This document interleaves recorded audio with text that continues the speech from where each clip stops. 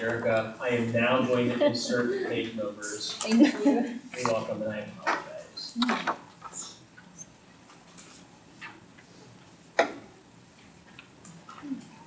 So, there's a big difference between pre-renal disorders, intra-renal disorders, and post-renal disorders. And we're going to talk about all of them. This particular unit right here is intra-renal disorders. So it's stuff that happens in the kidneys themselves. So, you know how we said, like with the liver, anytime you suspect something funky is going on with the liver, there's probably jaundice. Well, with the kidneys, anytime there's anything going on, and that would cause inflammation or a growth or stretching or destruction, you're going to have pain. Oh Lord, are you going to have pain? And that pain is in the dermatomes between T10 and L1. Do we need to know that? I just told you that. Yeah, I want you to know that. Okay? In T10, that's the 10th thoracic vertebra. Then L1, the first lumbar vertebra. And I actually have a picture, Margaret, that actually shows you the dermatome layers. I don't care about that. So, hey, there's the picture. Okay? So T10 down to L1. So, T10, costovertebral angle. Okay? L1, you notice L1 goes all the way down to the genitalia. Sometimes you guys will see a patient comes in and, you know, if it's somebody who's working out a lot and muscular and stuff, they're used to having pains and aches. And if they're doing construction, they're used to having pains and aches. And a guy will come in and he'll say, you know, I have this really weird pain in my scrotum. And of course, you have to make sure that there's no testicular cancer there, right? And what it can be, very seriously what it can be, is it can be a renal problem. So anywhere in T10 through L1, just keep that in mind in case I give you guys on the next test, which is in, whatever, a couple weeks. 2 weeks. 2 weeks? 2 weeks. 3. It's in 3 weeks, because 2 weeks is, I think, Thanksgiving. Oh, yeah. I will not be here in 2 weeks, Alicia, okay? So that's in 3 weeks. Yeah, I know. All right, I don't care about this. So, renal agenesis, you don't have 1 or 2 kidneys. You can't make it, you need at least 1 kidney, okay? By the way, when you do renal transplant, what do? You don't take away the other kidneys, you just put the new ones in, okay? And hope that they take. Life is not possible with bilateral renal agenesis. That's the technical name, I want you to know that. Bilateral renal agenesis, that means you didn't get 2 kidneys, okay? Unilateral, of course it's fine, you can have just 1, and it develops a little bit of hypertrophy to accommodate the extra load. Cystic kidney diseases. So, there are a bunch of diseases that confer cysts on the kidney. There are autosomal, listen, there's some seriously sexy test question materials here, okay? Autosomal recessive, it's counterintuitive, at least to me. Autosomal recessive, you know. The autosomal recessive cystic kidney diseases, you know at birth. The autosomal dominant ones, you may not know for many years. Now that seems counterintuitive, okay? And I'm not going to explain how or why, just I want you to know that. And if you have enough cysts, so like polycystic kidney disease, if you have enough cysts, what are cysts? They're space-occupying structures that are hollow with fluid inside of them, and what used to be their renal tissue, which means what? You lost nephrons. So the more cysts you have, the greater the likelihood that you have profound renal impairment, and ultimately you might need renal transplant or dialysis. Does that make sense to you guys? There are some renal neoplasms that are benign. There are very few. But there is this thing called RCC. I want you to know it. Renal cell carcinoma. All I can tell you is that usually by the time it's diagnosed, it's too late. Okay? So how does it appear? Hold on a second. I have to respond to. I think we're the last class in the building, right? Okay. Somebody said you're keeping your door open so that you can get the room cooler. Okay. Our door is always closed. Whatever. So renal cell carcinoma. How do you get it?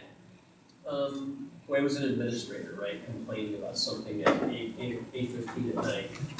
Go home, dude. Okay. Whatever. How do you get renal cell carcinoma? One great source is smoke. Anything. Go to Hoop King, man. Hoop King is natural, bro. Okay. Another way to get renal cell carcinoma, you do everything right except you maybe don't eat so well and you don't exercise as much, so you got a little bit of obesity. That alone puts you at risk for renal cell carcinoma. I am here to tell you that renal cell carcinoma metastasizes very, very early on, and the metastases, the metastatic cancers that form from renal cell carcinoma, are usually, there's nothing we can do. They're pretty resistant to chemo and radiation treatment, okay? What are the symptoms? Well, the same kind of symptoms like you get, like if you have a kidney stone, okay? You might feel a palpable mass, who knows? One of my students 3 years ago, 2 or 3 years ago here, his brother was a carpenter and he was having weird back pain. So I went to a chiropractor and the chiropractor did what chiropractors do, whatever, and he's like, no, dude, it still hurts. He's like, maybe you should go to your primary care physician. Goes to the primary care physician and they said, you know what, I don't know, you probably maybe threw your back or whatever, let's just take an x-ray. Took an x-ray and there it was, a calcification, renal cell carcinoma. And the guy had his kidney removed. Amazingly, he was like 43 years old, smoker, obese. Amazingly, he was completely encapsulated, and so he's still alive today with no problems. Okay, yeah, wow, was right, exactly. So there's some seriously bad stuff. Now, you get a kid that comes in to the your clinic or wherever you're working, your peds office that you're working, and you do, kid's 7 or 8 years old, and you do a blood pressure, routine blood pressure. You're like yawning, you're tired or whatever. Gotta go to the gym, still do lecture tonight, take a test. And you notice you're taking the pressure, and you're like, wait, 180 over 100? Can't be right. We'll do it again. 171 over 95. Holy crap.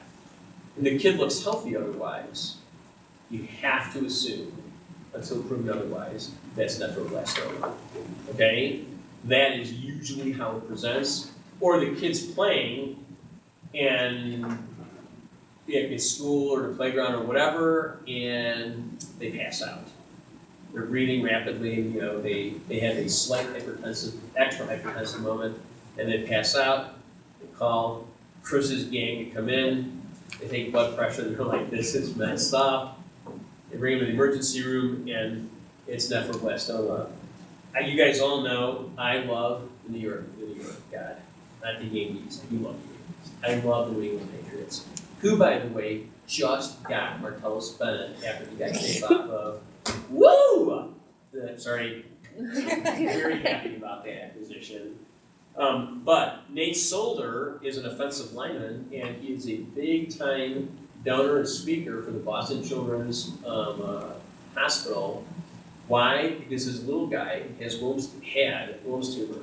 They are, even if they're not caught radically early, but if they're caught somewhat early, there's almost a 100% cure rate for them.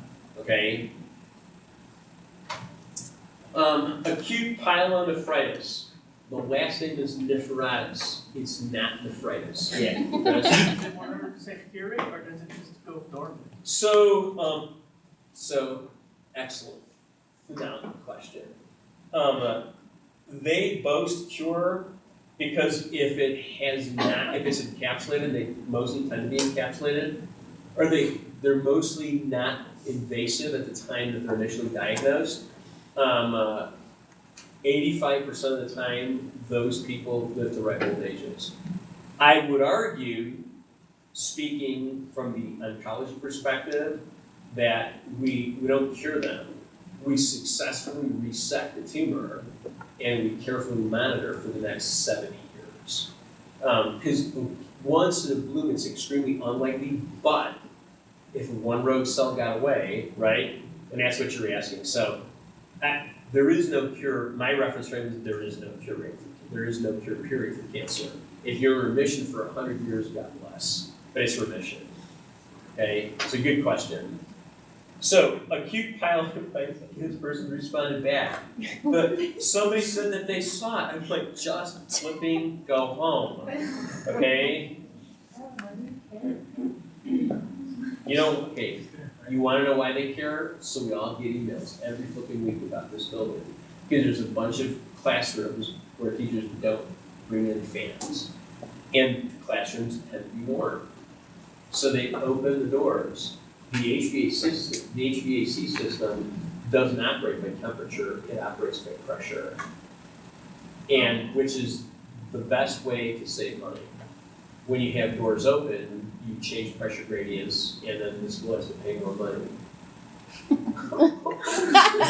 Anyway, all right. Yeah, so irritating.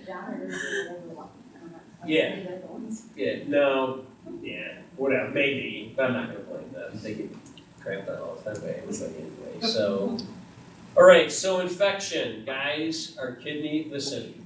Anything that can cause an inflammation and therefore temporary fluid stasis, even if it's ever so temporary in the kidney, causes the possibility of microbial infection. Does that make sense to you guys? Okay.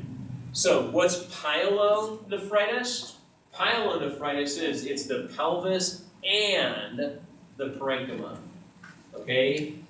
So the kidney's involved. So what happens with these people? They have sometimes violent chills, okay? And nausea and vomiting and fevers that can really go up pretty high because the kidneys are extremely important, and when they get ill, the rest of the body knows that they're ill. Sometimes, so you do a urinalysis and you look for a bunch of stuff. What's one of the things you're looking for? White blood cell casts. What does that mean? Shells of white blood cells, right? Remnants of white blood cells. And Jim, but you said that they're not supposed to leak cells or parts of cells, right? Unless they get sick. So if you have acute pyelonephritis, you want to get medically managed ASAP, because if you don't, you can cause long-term renal damage. Does that make sense to you guys? Okay. It's an indication that there's an upper urinary tract infection. The other thing I want to tell you is, anytime that there's any possibility, if you get a senior citizen, especially a female, but a senior citizen, who all of a sudden, the family, the loved one, the healthcare workers at the extended care, wherever they're at, they say, hey, Ms. Jones or Ms. Smith is just as loony as can possibly be. I don't know what the hell's wrong with her. Instead of doing a psychiatric eval, the first thing to think about is urinary tract infection. For real, guys. Okay? And so many of these people are underhydrated as it is, and they may have any temporary inflammation, any slowing up can cause microbial infestation. Okay? This slide's a good slide for many reasons. So, in ascending infection, like what? E. coli. Ew. Right. Just speculate how that happens. So it goes up. If it goes up, it can cause inflammation quite literally, absolutely anywhere from the urethra all the way up into the kidney. If it causes inflammation anywhere, then that means the kidney is not able to do its job. And if there's backup all the way up, then the kidney develops hydronephrosis. It gets waterlogged. It fills with urine. It's not able to filter anymore. Does that make sense to you guys? And that's a great way to lose a kidney. If you have something that stops in the ureter, it's weird, but you get this thing called vesico-ureteral reflux. So, if you have a kidney stone that got stuck here or an inflammation here at the juncture with the ureter and the bladder or anywhere up the ureter, what does the ureter do? It does peristalsis. We don't get rid of our filtrate by gravity, thank God. Why? Because it's super concentrated, right? And if it's super concentrated, it can crystallize and form stones. So we have peristalsis. If you have a blockage, that confuses the neural mechanisms, so you get reverse peristalsis. That's vesico-ureteral reflux. And you've got filtrate that's supposed to be cleared, exactly, Jolene, going back up into the kidney, okay? Chronic pyelonephritis. So if you have somebody who has, listen, think conceptually. Chronic pyelonephritis, you have constant infection or constant inflammation from whatever sources. What happens when you have constant inflammation? You get scar tissue. When you get scar, you get fibrosis. Where is that scar tissue forming? Where are things becoming fibrotic? The glomeruli, the nephrons, which means what? You lost those babies for good. So that can lead to needing dialysis and or renal transplant. Does that make sense, everybody? Okay. Renal calculi. Now listen, nephrolithiasis. Nephrolithiasis does not necessarily mean kidney stone. It just means anything that can obstruct urine flow. Does that make sense to you guys? One of the causes, one of the most frequent causes, is kidney stones. But tumors can cause nephrolithiasis. And gentlemen, every one of you guys is at risk as you get older to develop benign prostatic hypertrophy. And that is that the prostate gland, for 8 million reasons that we know, and another 10 million reasons that we don't know, gets inflamed and remains inflamed. And it makes it harder and harder to pee. I'm here to tell you guys, when a male who's experiencing BPH strains to try and push the last part of the urine out, you cause further BPH. So how do you treat that? Well, you can take a medicine, but it takes a year of taking the medicine before it begins having any effect, and once you're on it, you can't ever go off it. If you go off it, your body will never be able to do micturition, being able to pee on your own again, and you'll have problems, okay?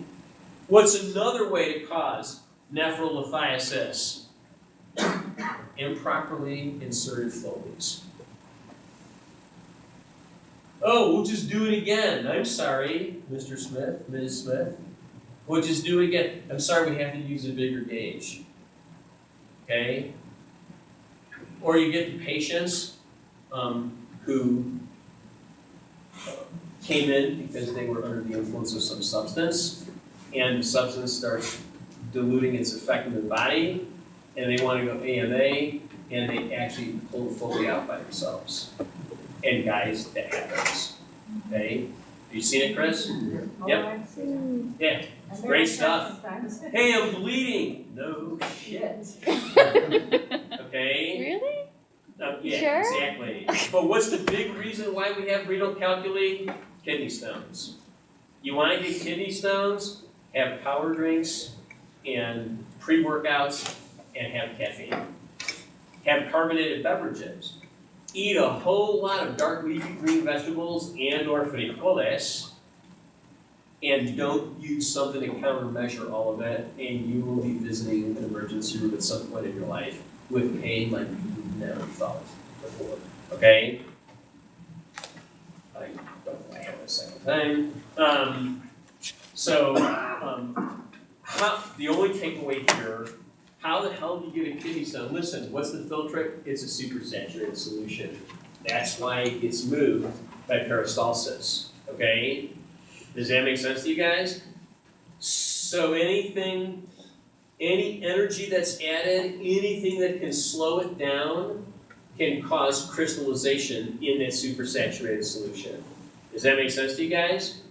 The only time you feel a kidney stone moving, if it's a stone, the only time you feel it is when it's moving. So you can have kidney stones and have no pain, that means they're stuck in some position. When they're moving, that's when you feel it. Guys, I'm not being weird when I say this, okay? But I grew up in the hood, and I have a 3-inch scar here where somebody buried a machete in my shoulder. I've been shot, I've been in accidents, I've been in illegal fighting rings. I know what pain feels like, and I have a super high tolerance for pain. And I had once in my life, one kidney stone, and it dropped me. When I went to the emergency room, I'm serious, when I knew the emergency room physician, they gave me Toradol, Flexeril, morphine, Darvon, and Percocet, I think. Over the course of 2.5 hours, and I had 0 pain relief. Okay?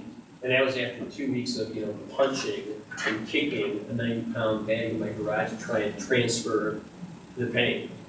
And then when they put me in the donut and got a film study, it was 5 millimeters. And Jim, at 5 millimeters, what do you do when somebody has a kidney stone? You can go through lithotripsy, right? And the lithotripsy beats the hell out of your body. And if you don't dissolve all the microscopic crystals, it's going to recrystallize. You can have surgery, oh my God, please don't unless it's absolutely necessary. Because the minute you go into a kidney, you develop fibrosis, and it never functions the same again, ever. So my friend sent me home from the emergency room with, a little cup, a little meshing, so you can trap it if it comes out. It was, I don't know, it was that night or the next night or whatever, I gave birth to that thing.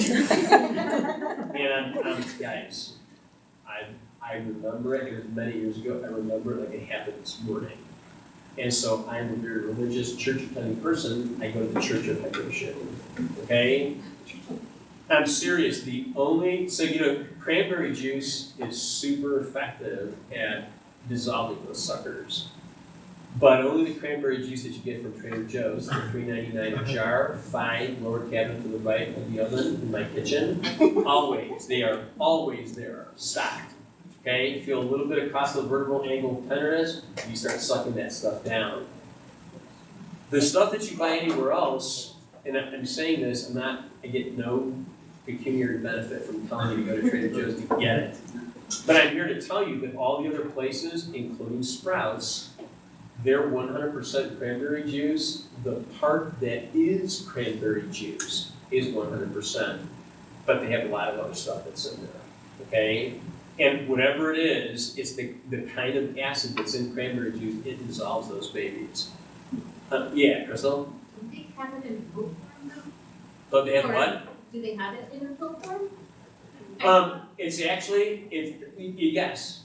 You can take it in all kinds of forms. It's much more effective as a fluid because where is it going to get cleared? Kidneys, right? So that's why eating cranberries, especially you probably have to eat a crap ton of cranberries for it to have the same effect. No. You're 100% right. So listen, I make my own nut mix, and there are always cranberries in that nut mix because if you have high nut intake or high seed intake, which is good, they're good to eat, you're on your way to developing uric acid or other kinds of cysteine kidney stones. And guys, once they're formed, unless you put cranberry juice, they are not. Who's the single most hydrated person that you'll ever see in an emergency room? Somebody who suspects they have a kidney stone because they're making up for 10 years of dehydration in the 2 days before they come into the emergency room. And you take a sample of urine and it's the clearest urine you're ever going to see, but it's too late. The kidney stone's there. No matter how much water you drink, you can't dissolve that kidney stone. Okay? But cranberry juice, I swear by it. Okay? Now, what happens when you get a kidney stone?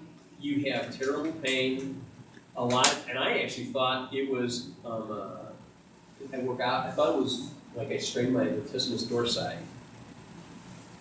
And, so you rub it out or whatever, and damn, the pain's not going away. Oh, it's actually a little bit more serious now. Oh, I feel like puking my brains out from the pain. It must not be my muscle. That's what it is, okay, for real. The friend that I knew while I was going through this, who told me about cranberry juice, told me about cranberry juice after that damn thing came out. And I was like, and his name is Jim too. He was like, you couldn't have told me about this like 2 weeks ago? So, whatever. Most of us actually pass stones without realizing it, sometimes multiple times a month, depending on what we're doing, or what we're drinking or not drinking. Who's the person most likely to get a kidney stone? Somebody who's already had one. Who are the people most likely to get kidney stones besides dehydrated senior citizens? People who sweat a lot from working out and runners. If you're somebody who takes all that extra protein and the pre-workout stuff, you're high up on the list. Okay? So just saying. Can you get kidney stones if you're like completely healthy though? Just like age and things like that? Yep. Like even if you don't do anything wrong? Yeah, absolutely you can. Definitely you can. And that's a great question, Luann. That's why it's a very tough balance as you get older between hydration and not overhydrating. And if you're going to err on overhydrating, there are downsides. See people in their mid to late 60s and older, overhydration is dangerous. Underhydration is equally as dangerous. So yeah. And as kidney function starts to go to hell, kidney stones become more profitable. So sucks. So basically you're screwed. Yeah. Yes, exactly. So Mariah is now providing the editorial comment here again. Okay. Glomerulopathies. That's just a generic term for saying stuff that happens to the glomerulus. Okay. Here's the deal. When you take a urine specimen and a urinalysis is done, there's never supposed to be red or white blood cells, right? There's never supposed to be protein. There's never supposed to be glucose. If you find any of those things, the one thing you know for sure, you have a glomerulopathy. Now, who knows how you got it, but you have a glomerulopathy. When there is a glomerulopathy, the glomeruli become leaky. Make sense to you guys? So you leak stuff you're not supposed to leak. Another thing that can happen is sometimes a person that has high blood pressure because there's a kidney problem. Okay? Does that make sense to you guys? Because what regulates long-term our blood pressure? The kidneys. Okay? Sometimes a person who has edema, or sometimes a person who has ascites, how the hell did they get their edema or their ascites if everything else is okay? They've got some problem in their nephrons and the glomeruli aren't doing proper filtration. Does that make sense to you guys? Glomerulonephritis, that is inflammation of the glomerulus. Okay? Now I gave you the example of getting a strep infection. You don't get it treated right away, you form antigen-antibody complexes. And where do they like to glom onto? The basement membrane of the glomerulus. Listen to me. What do the glomeruli do? Filtration. If you have antibody-antigen complexes from anywhere in your body floating around in the circulatory system, if they hit the glomeruli, they may actually land up doing what? Attaching to the basement membrane. And that triggers what? An inflammatory process, which lands up destroying the basement membrane. And then you've got worse problems. Does that make sense to everybody? Okay. How do you treat it? Well, you reverse the process. You want to tune down the inflammatory response. You give steroids, and you figure out whatever the hell is going on. Okay? No. No. I'm telling you guys seriously though. I essentially, what I just explained in a few words is here in detail. I mean, you guys get this, you get what I just said about glomerulopathies. All glomerulopathies can be understood via this diagram, okay? Nephrotic syndrome, so what's nephrotic syndrome? I know a lot of you keep on looking back, I'm going at 8:45, but at 8:45 I'm not talking to anybody at all. I'm leaving right away, exactly what you about. What's nephrotic syndrome? There's a problem with however it comes about, the glomeruli are uniquely porous. And what are you leaking? You're leaking protein. Well, what's albumin? Albumin is protein.